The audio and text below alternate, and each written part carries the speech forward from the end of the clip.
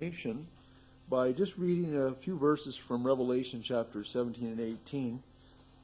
Church history, because it has to do with the visible church, does not always have to do with with true Christians, but it has to do with people who call themselves Christians.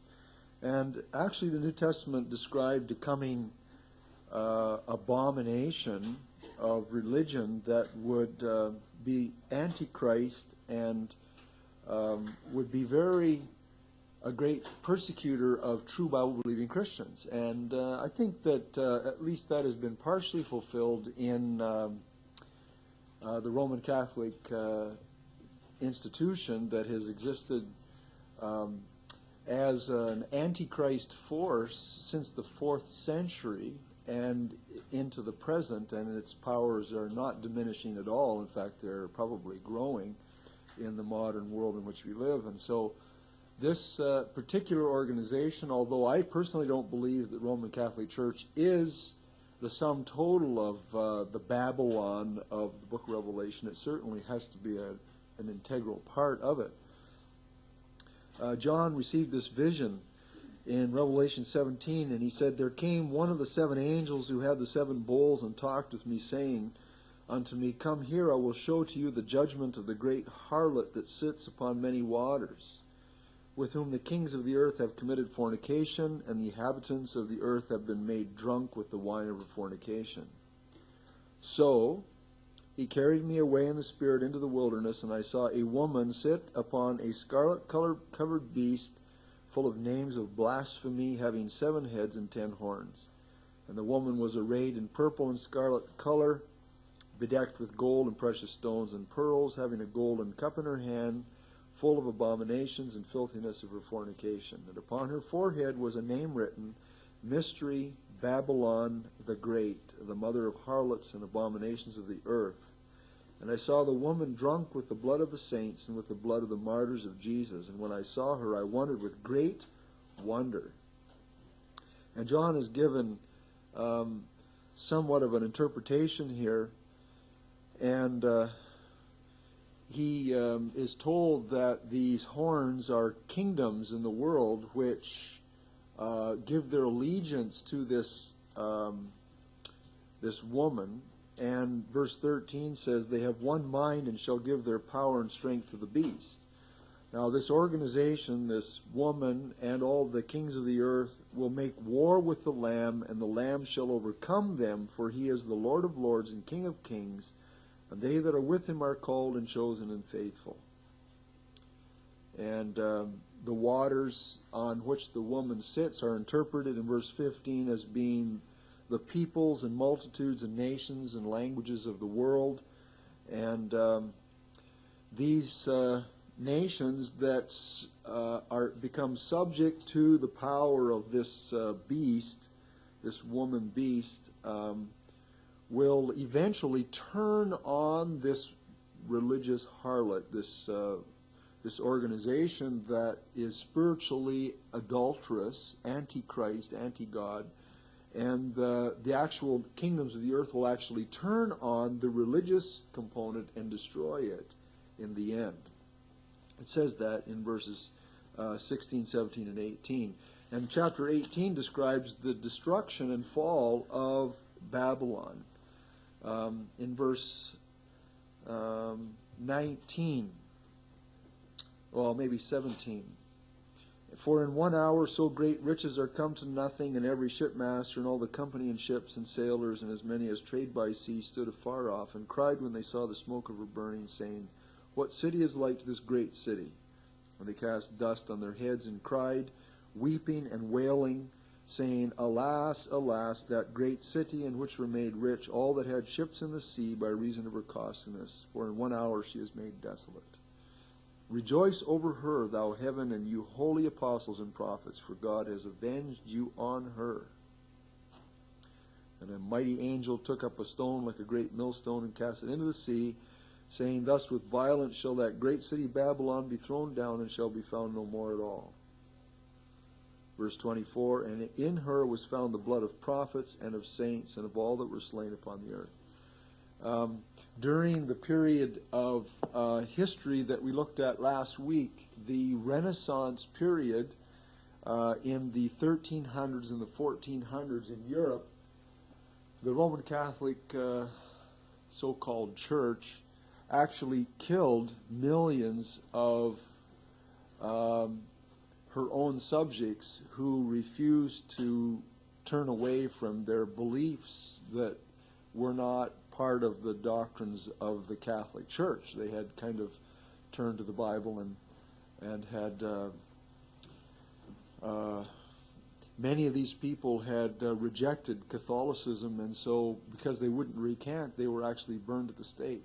Literally millions of people. Estimates range somewhere around 6 million people were killed in both the General Inquisition as well as the later Spanish Inquisition.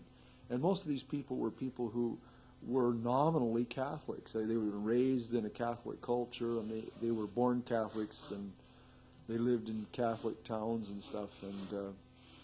And millions of people were killed by the Roman Catholic organization that was the office of the Inquisition run by the Dominicans. The holy order of the Dominicans that was actually formed to combat Protestant heresy from the Catholic perspective. Yeah? How long did that period actually last? Well, the Renaissance is 200 years, more or less. Like, it's not a solid block. It's a movement that developed and produced something else. I have an individual who gives me an argument that it lasted 1,260 years. Well, there are threads that grow, and diminish over time. What was happening during the Renaissance? How many were here last Sunday morning for that? The Renaissance period was a period defined by revival learning and knowledge.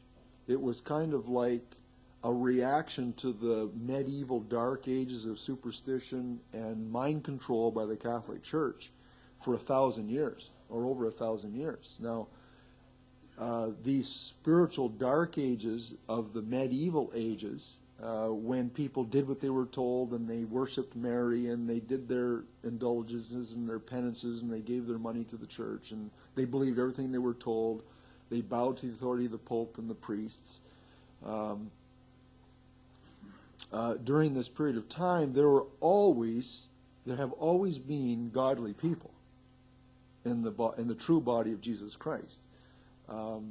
There were people during that period of time in southern France and in Italy and in Switzerland known as the Waldenses. And they exist even today in the Alps of southern Switzerland and northern Italy. And these are Bible-believing Christians. And they existed and were persecuted by the armies of the Pope during the Reformation period, but they existed prior to the Reformation period in the Renaissance period.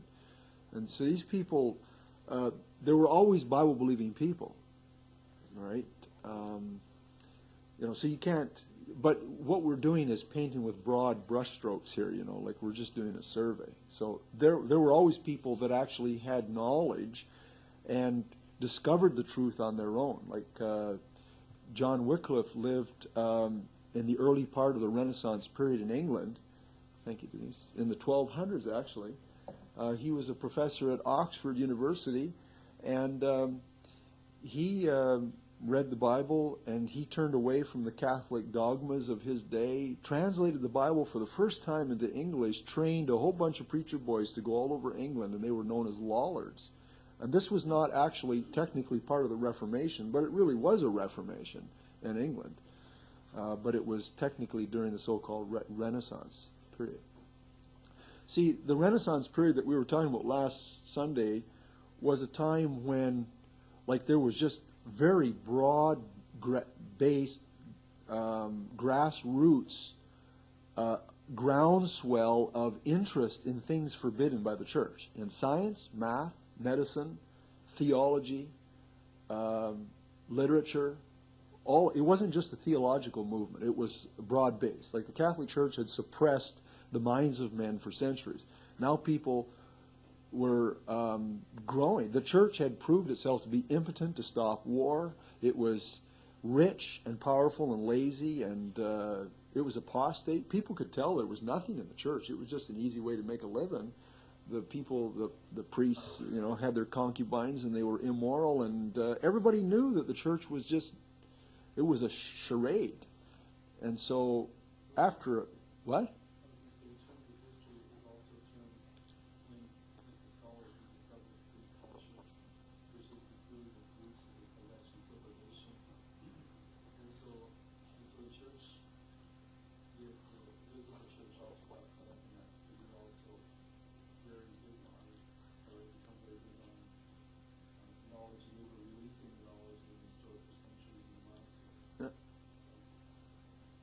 So did the Renaissance and the Dark Ages, did that go anywhere past the Holy Roman Empire day? Sure, the Holy Roman Empire actually started about 800. Okay, with the French king. Yeah. Okay, but how long did it actually enjoy? Did you have it so long? With the Renaissance? Yeah, the Renaissance, the Dark Ages, the Roman Empire. How long did that actually last? Well, okay, we're backing up here in history, but the Roman Catholic Church became predominant among the churches of the ancient world about the 400s. Okay, now that's when it actually began to be a cult. Okay, turned away from true biblical Christianity. It was power and politics. Okay, so since the 400s to the present, which is 1600 years, the Roman Catholic Church has been the largest Christian cult in the world. Yeah, I understand the president in that sense. What I'm saying is the Dark Ages and that sort of thing. When did that? With the fall of the Roman Empire in 476 to the German invaders, the Roman society collapsed, and that's when the Roman Catholic leaders became more or less vying for political control, and the populace lost its interest in things cultural. Okay, then the attacks on the wall ended and that sort of thing. Did that go beyond that? Yeah, that was later. Okay, how much longer did that last? The Holy Well, Roman Empire started probably close to 2 million with Charlemagne and the French kings. 800 AD. Yeah. And it listed probably to the 15th century. Actually, technically, it died with Napoleon's death in 1800 something. So the early 1800s. Yeah. He died in 18. Waterloo in 1812. So 1820, the Holy Roman Empire probably pushed it back. But Then it lost its power and something. But the Dark Ages are called the Dark Ages because the Roman Catholic Church had its monks and its scholars and its books and its manuscripts hidden in monasteries. The average man became an uncultured barbarian for hundreds and hundreds of years. Dark Ages were about, well, when the Eastern and Western Empire fell, the Dark Ages, so about the Middle Ages, to about 1300.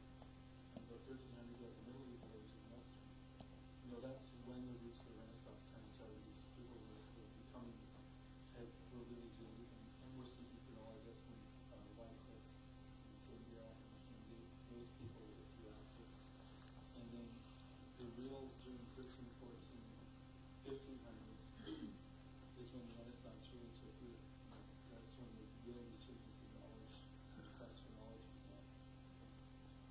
So by the end of the 1500s, 1492 is when you have the start of the Reformation. 1492 No, 1492 is when the Muslims were kicked out of Spain. 1517 is when Luther nailed his theses to the Wittenberg church door. So that 1517 marks the start of the Reformation. Openly challenged the Catholic Church, and by that time, the political thing was in place because the kings were tired of the yoke of Rome and they wanted to break, so they were officially the yoke of Rome, so they split along Luther's teaching, and that's how the Reformation started. But when Luther showed did his thing. He was just a good old Catholic boy. He was a monk. You know, he was just doing what many hundreds of people, thousands of monks did. Other priests were doing the same thing as him. It's just that circumstances were just particularly right for actually outward change to begin to develop in the cracks of the Roman Church. It's power and authority.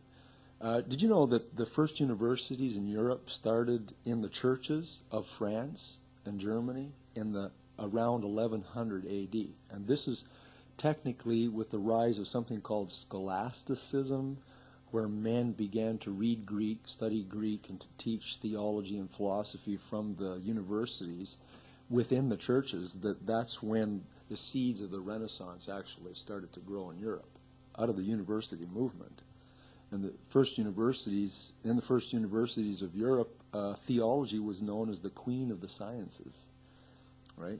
Theology and philosophy. And so these men wrote books, Anselm and Abelard and other guys like that tremendously impacted the thinking of priests all over Europe, right?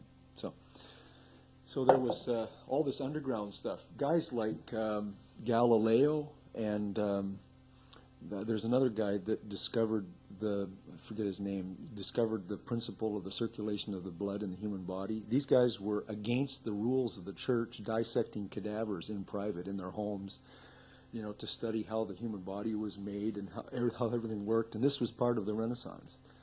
Okay, literature, medicine, art, theology, philosophy, everything. Everybody was just pushing all the limits, you know, against all the dogmas of the church. And that's what was happening. Groundswell of opposition. People were hungry for knowledge because of the deadness of the Catholic Church.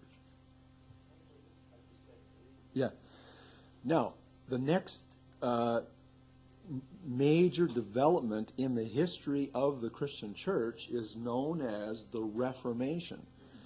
And the words are very critical. Renaissance precedes Reformation. Naissance is French for birth, a renaissance, rebirth of knowledge because of the groundswell of opposition underground in the Catholic Church. This could only lead one way: destruction of the open authority and control by the Catholic Church. And that's what the Reformation was. The form has to do with structures, organization, open, visible control and power. And so eventually the complete control that the Roman Catholic Church had over all of Europe, Western Europe, for 1,000 years actually split. And Luther was kind of like the guy that kind of pushed the button. He didn't know he was pushing the button, but you know, he was the one that actually, you know, looking backwards with 20/20 hindsight, that's what happened. Okay. Okay, so today I want to try to do a little bit of an overview of the Reformation. I think we're going to spend a couple more Sundays after this also on the Reformation, because the Reformation is, well, to define it, the Reformation was the successful rise of protest against the Catholic Church. The successful rise of protest against the Catholic Church. There have been protesters all along. John Huss in the early 1400s, late 1300s, had been burned at the stake. He was from Bohemia. He had many followers. They were known as Hussites. In the 1200s and early 1300s in England, we already mentioned John Wycliffe. He translated the Bible into English. He had preachers all over England. Most of them were burned at the stake. They were known as Lollards. Right? They were not successful in actually changing the Church of Rome, right? But they certainly attacked the abuses. In France and Switzerland and northern Italy, the followers of a merchant, he wasn't even a priest, named Peter Waldo. They became known as Waldenses, Waldensians. And they became Bible believers. And they actually did withdraw from the Catholic Church, and eventually they formed their own structures. But at first they were just Catholics doing their own thing, you know, independent of the Church. Okay? They weren't trying to start something new. They were just reacting to error that they knew and saw when they read their Bibles. Okay? There were cults like the Albigenses in southern France who were actually dualists or Manichaeans. They believed an eternal good God, an eternal evil God. They didn't believe that Jesus Christ was God in the flesh. They denied that Jesus Christ's death on the cross was of any value and importance because that was a material thing, right? Matter is evil, spirit is good type thing. These people were butchered just like all the other heretics by the Catholic Church. The popes even preached a crusade against them and wiped them out. Southern France became like Vietnam in the 1200s, late 1100s, against the Albigensians. They were a non-Christian cult, all right? But there was much reaction against the abuses of the Catholic Church. Some of it was Bible-based and some of it was cult-based, but nevertheless.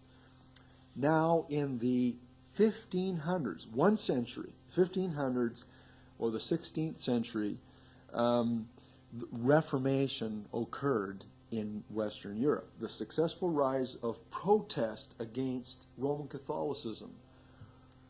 So religiously, what are you? What is your heritage?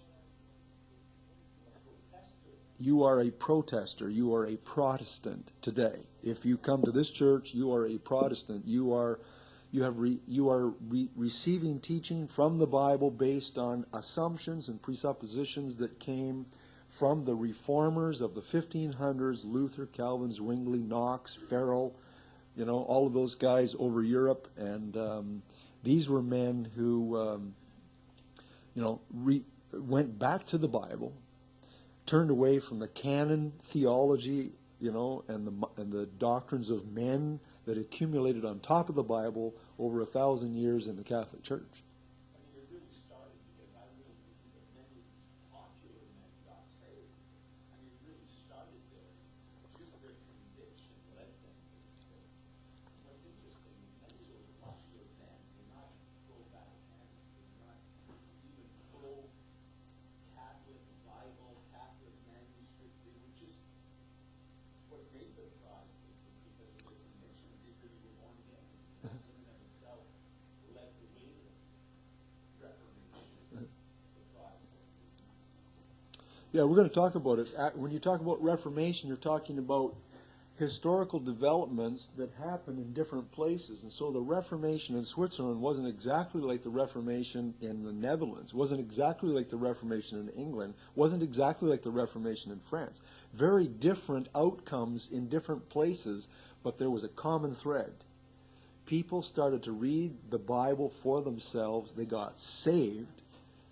They realized that doing the sacraments didn't make you right before God. It was by faith in what Jesus had done by God's grace for the sinner. And when they accepted that, they got saved, and then they started to preach it. All right?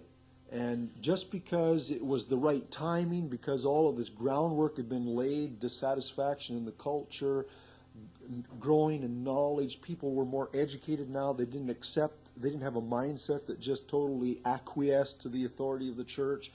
There was 150 years of war throughout Europe. The church had done nothing to stop the disintegration of society. The church was impotent. The church was rich. The church was immoral. The Pope was just a bigot. He was just a controller, right? And people were sick of it. And so at a certain point, they were ready for change. Up to that point, they weren't ready for change, open change. But there came a point when they were. So this is a time when Roman Catholic Church was divided by protesting believers who formed new and lasting associations and distinctive fellowships of believers. On the map, I drew you a map just so that you can follow the story. Politically, this is what was happening. There was a 21-year-old king of Spain named Charles V. He actually controlled more territory in Europe in the 1500s than anybody since Charlemagne in the 800s. So 700 years of history have passed. Now we've got a very, very powerful Spanish king. He's a good Catholic boy. And he's in the Pope's pocket. And so whatever the Pope tells him to do, he does, because he's a good Catholic. All right? 21 years old.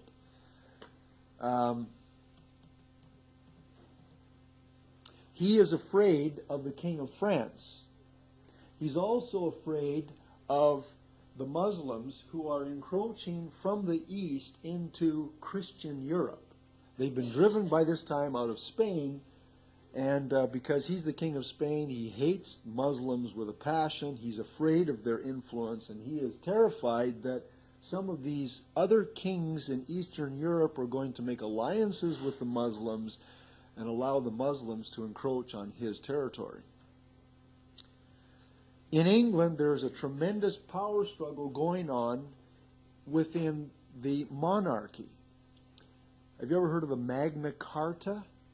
The Magna Carta is just Latin for the big writing.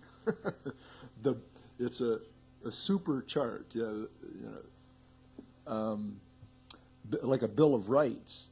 And this was something that the nobility, the landed gentry in England, had put together because they wanted to form their own association and power structure called Parliament. A parliament is a French word for when everybody gets together to talk. Okay? And so the nobles in England wanted to form their own power grid to counteract the despots on the throne, these kings and queens that believed in divine right to rule, that they're the king and the queen, God made them that, you submit to me or I'll cut your head off attitude. Right? What? Well, eventually, but no, before Cromwell there was this fight between the nobility and the kings.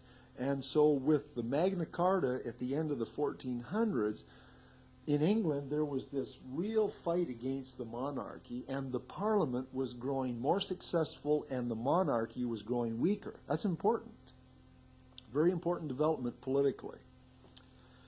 In England, whatever the king was or a queen, the people, the country went that way. So you had Henry VIII, which was a good Catholic boy until the Pope wouldn't let him divorce his wife. So he said, well, phooey to you, I'll be the head of the church in England, right? But he still believed everything that he believed before. He just rejected the Pope's authority over him. So he made himself the head of the church in England. And to this day, in the English church, the Church of England is also known as Anglican, also in the States known as Episcopalian. That church is really Roman Catholicism, but it doesn't accept the authority of the Pope. The church, the king or the queen is the head of the church since the time of Henry VIII, all right, in the 1500s. Henry VIII was followed by one of his sons, Edward VII, who was raised, he was only 9 years old when he came to the throne, and he was raised by a regent, Mr. Somerset, I think his name was, who was a good Protestant. And so England was Protestant for a few years, 7 or 8 years, while Edward was the king. And then his sister Mary, another one of Henry's children, who was raised by Catholics, she took his place when he died at 16 years of age or 17 years of age, and she persecuted Protestants to the death. She killed hundreds of Protestants in England. And then she was succeeded by her half-sister Elizabeth, who was Protestant, and so it just went back and forth. And this politically, it was just a very unsettled time. And when Elizabeth came to the throne, she was successful in actually diminishing a lot of this religious warfare that had been going on for 100 years in England. And with something called the Elizabethan settlement, she succeeded in arriving at an uneasy peace between Protestants and Catholics within England, and sort of compromised and in theology and practice. So anyway, there was all this turmoil in England. In Holland, there was civil war, or the Netherlands, and the part to the north became Protestant because they had a lot of contact with the Protestants of England and with the traders from France and Germany because of the Rhine River coming out. And And so the Netherlands went Protestant, and the southern half of the country turned into a country named Belgium. And to this day, Belgium is Roman Catholic, and the Netherlands are basically Protestant. That's the way it developed in history. Now, what was happening in the church? We're only going to give you an overview this morning. In Germany, a good Roman Catholic monk who had entered the monastery because he wanted to search his soul and study the Bible and do penance for his sins, named Martin Luther, was reading in his cell. He was a very educated man. He was a very good Catholic man. He was 31 or 34 years of age when he got saved from reading his Bible. He was reading the book of Romans or Galatians, and it dawned on him that it's not by works, but by grace that we are saved through faith. And that it just sunk into his head like an arrow went to his soul, and he was liberated. Up to this time, he had actually nearly killed himself by flagellation. He would beat himself with whips, make himself bleed. He would live in an unheated cell, even during the winter. He just persecuted his body, trying to gain merit before God. And he was terrified of dying in his sins. The guy who led the Augustinian monastery encouraged him to read the New Testament and gave him good scriptural advice, but he himself had never broken with the Catholic Church. And Martin Luther got this idea that we're saved not by our works, but because of faith in what Jesus has done for us. He started to preach it. Yeah. One of the things that's important too is first Romans, he was reading a Latin Bible by Jerome. They were all taught to Romans Latin Bible. And it does say the just shall live by faith. That's why he did those things that he taught. And was the Textus Receptus, just the liturgy. That's theirs.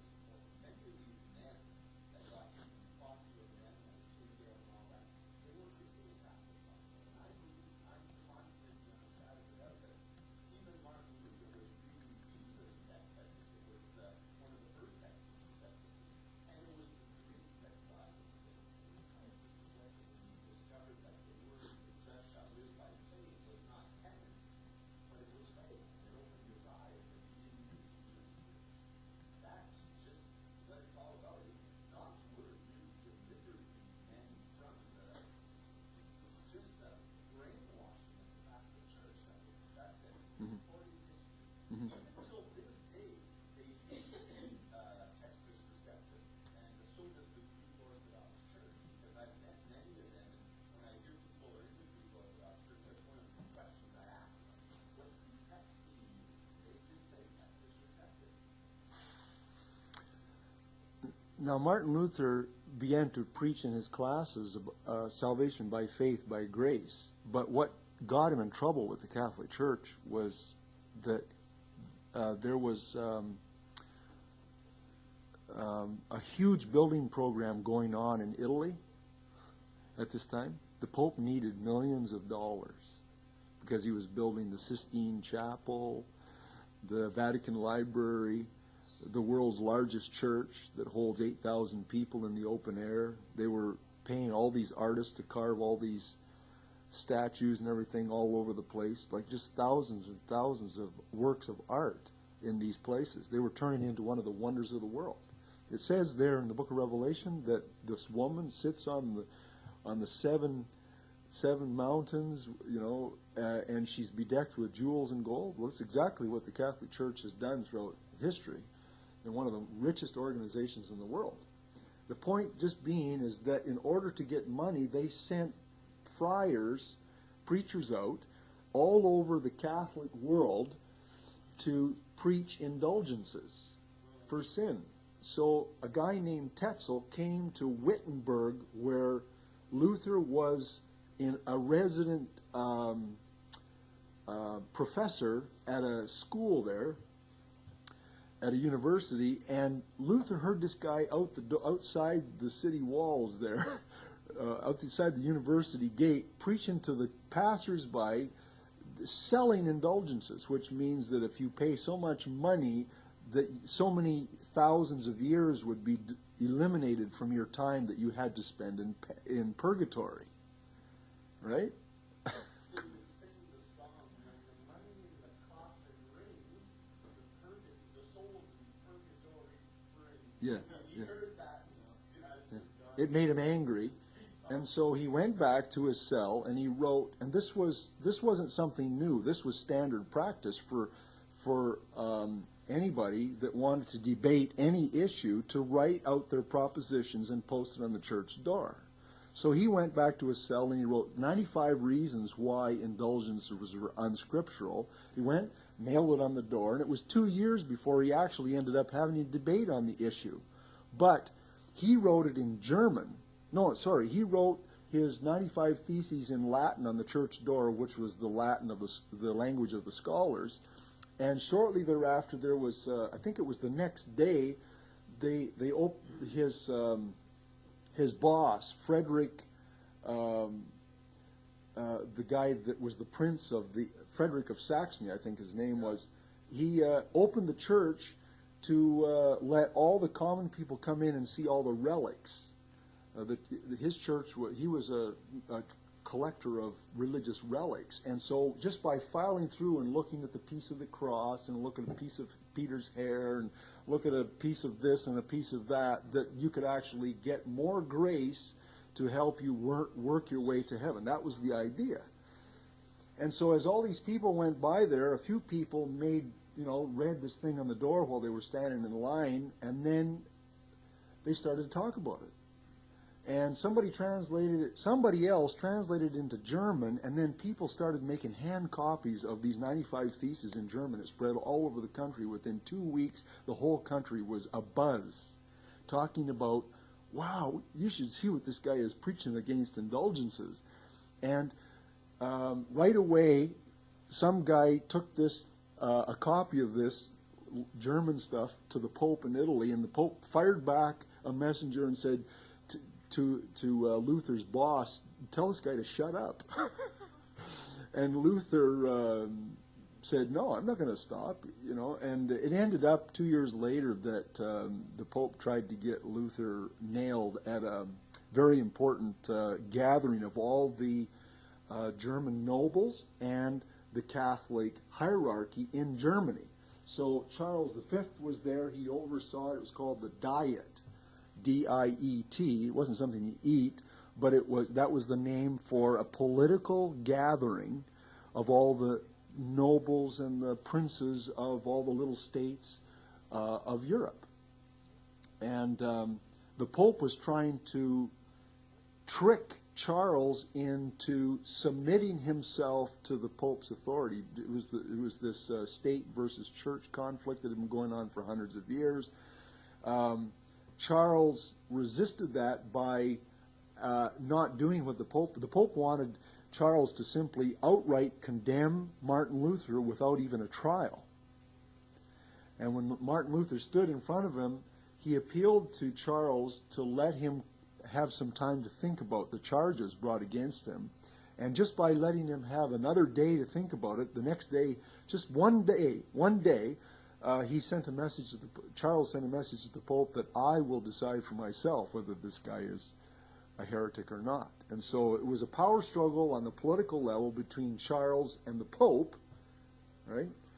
For ultimate supreme authority political authority throughout Europe. And the next day, the following week, Martin Luther stood and said, I can't go against my conscience. I cannot recant what the Bible says. The Bible has more authority than all popes, councils, and creeds and dogmas. And they tried their best to change his mind privately. And then when the Diet ended, Martin Luther left with his friends and headed on home. And he was preaching in different villages on the way back to Wittenberg, and he was kidnapped.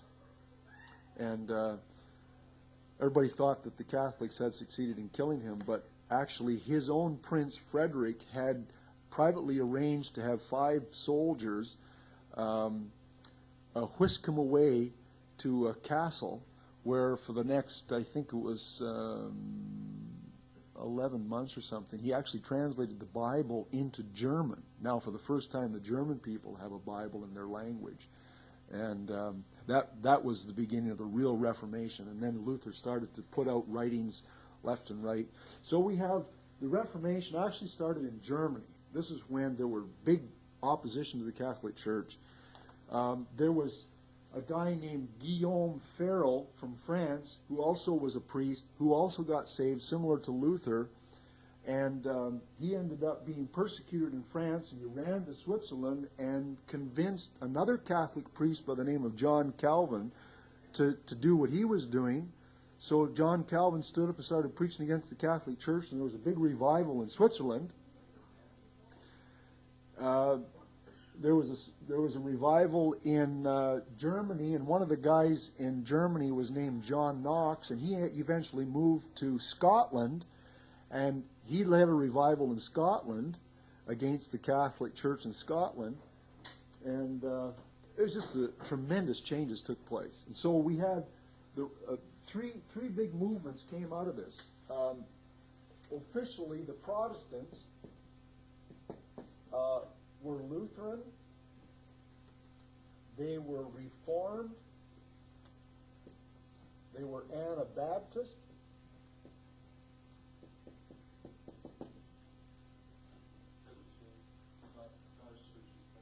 yeah, okay.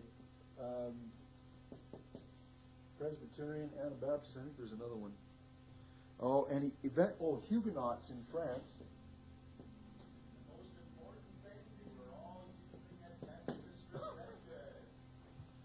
Praise the Lord.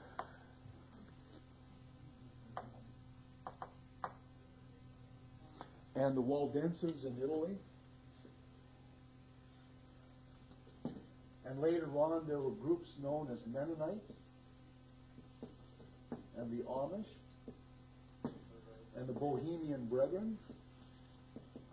What's the Texas perspective?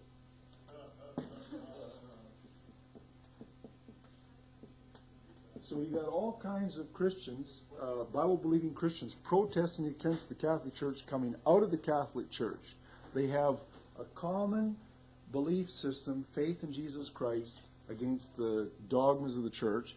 As Luke has pointed out, they actually used a different Bible than the Catholic Church. And they actually left the Catholic Church and were persecuted to the death by the Catholic Church. The Huguenots were killed, were wiped out of France. And actually it was many Huguenots that helped settle North America.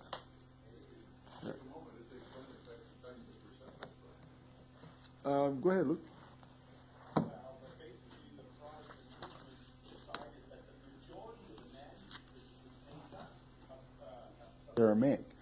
So when they wrote the New Testament manuscripts, the original documents of Romans and Galatians and 1 Timothy and Titus, they wrote in Greek. Now, we don't have any of those. But this is before printing presses, and so people would make handwritten copies of copies of copies of copies of copies of copies of copies of copies, right? And different parts of the world today, and for the last 1,000 years, they've discovered copies of the New Testament, sometimes in different languages, but there are 26,000 Greek manuscripts that have been discovered in the last 2,000 years of the New Testament. Just unbelievable. There is never 26,000 copies in Greek of the New Testament have been found in the last 2,000 years. 95% of that number have similar characteristics, and they are considered to be a family. They're related to each other because when the person made a copy, their copy would be similar to the parent copy. And when somebody made a copy of their copy would be similar to the parent copy and the grandparent copy. So that's called a family of manuscripts, right? 5% of those exhibit characteristics that are of a different type of family. And these are the ones that the Catholic Church used. The minority of manuscripts are the ones that the Catholic Church used for their Latin Bible and for their Douay version, eventually at the time of the, we'll get into it sometime. Yeah. We have to stop because it's 10 after, okay?